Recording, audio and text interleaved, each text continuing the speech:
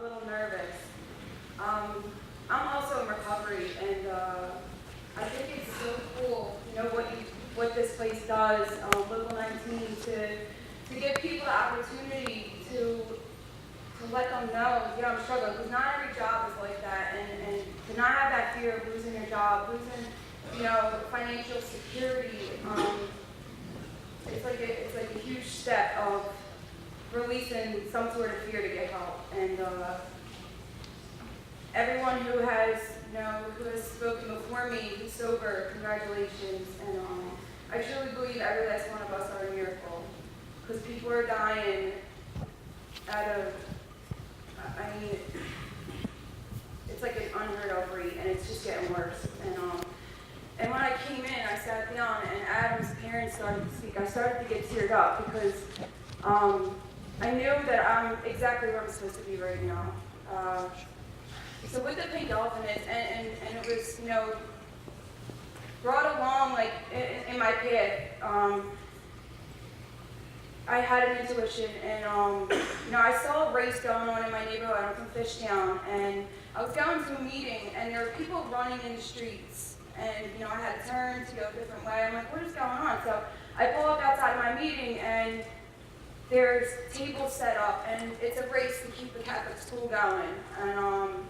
And I don't know why, but like 2 days later, something came to me. I was like, wouldn't it be cool if we could have a race in Kensington and Fishtown and Port Richmond, where we're raising awareness for the drug epidemic that's going on, because these runners are passing houses where there's nightmares being lived inside. And the thing is that, one neighbor could be going through the same exact thing as another neighbor, and nobody's talking about it because of the stigma, and because they're ashamed. And this thing lives in the dark and dies in the light. And the more people talk about it, the more people open up, the more people come out and help each other and say, yeah, I'm going through it too, I need help. There are so many hands that will grab yours if you reach out today. And so then it was to raise awareness. And then, God is for sure in the center of the Pink Elephant movement. I have no doubt in that. And so we kind of just let our intuition guide what's happening. So it first became about raising awareness, and then it became about, well, people are donating, and thank you Local 19, because this is the second year in a row that you guys have been a sponsor. And we wouldn't be able to do the things that we're doing without the sponsors that we have.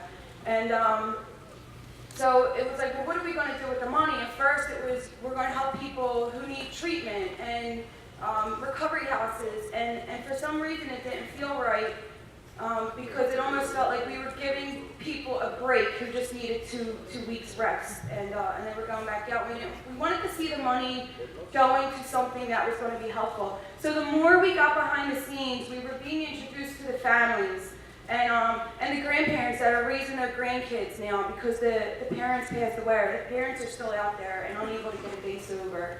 And it was heartbreaking, because these grandparents, aunts and uncles, open their doors to children left orphaned as a result of addiction, and some of them are 65 years old, and they're supposed to be in retirement mode, and putting their feet up and enjoying their life after working for 40, 50 years, and now they're raising a 2- and a 3-year-old, and they're struggling with bills, and they're struggling financially, they're struggling emotionally. They have to deal with the loss of their kid, their brother, sister, cousin, whoever it is, and then raise their kids on top of it.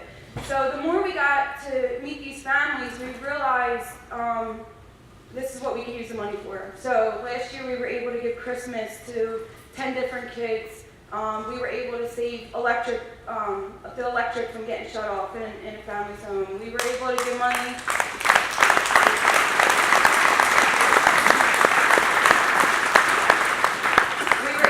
Money for mortgage, for Catholic school tuition for high school, for grade school tuition, for these families who are taking on someone else's responsibility to actually try and give these kids a chance. And so that's financially what we're able to do with the money, and it continues to grow, and we continue to have ideas. Let's get like a big brother, big sister program going. Let's send a family to Disney World. I'm like, what can we do? Like, I just want our thing is to bring joy and peace and comfort into the lives of those who are struggling. And so last year we had a race, and we expected maybe like 100 people to show up, and there were over 100 volunteers. There were over 600 people that came out to race. It's a run and a walk. So we made the route, and it starts at Seum Playground, it goes up Lehigh Ave, down Kensington Ave. Like, we're running where this is happening.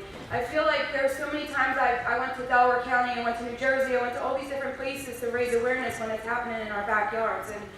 And we're able to bring these families together. And at the race, the families, we give them the opportunity, if they feel they're okay with it, to remember the person that they lost, and to proudly remember them, because there are races for cancer and heart disease and all these different things. And when a kid dies from cancer, you get flowers, people are sending you food for weeks, and everybody wants to help. But when it's an overdose, it's kind of like it's different.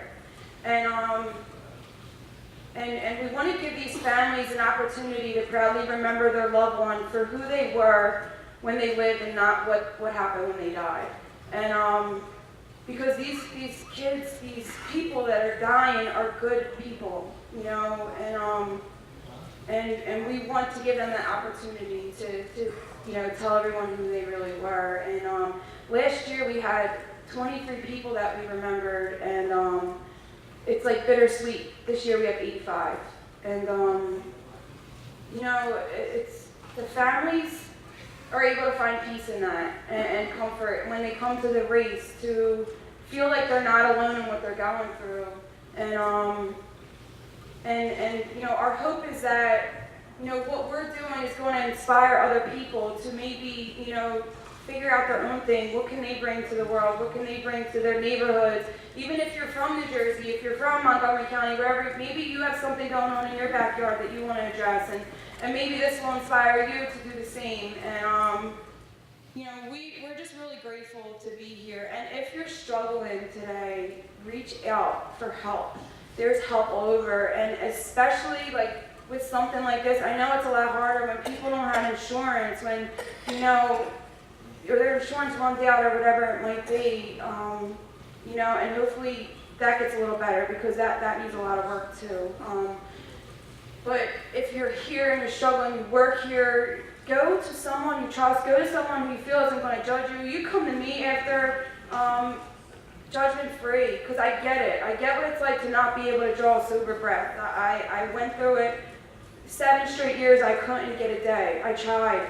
And kids don't keep us sober. Families don't keep us sober. Jobs don't keep us sober, whatever it might be. But, I feel like something happens when one alcoholic speaks to another. And maybe it's a conversation that could just plant a seed and help you to take that first step.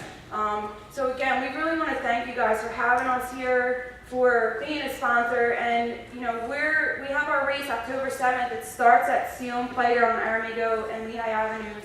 We encourage everyone to come out, and maybe you lost someone, maybe you have someone struggling, and you'll be able to find some kind of healing and comfort there yourself.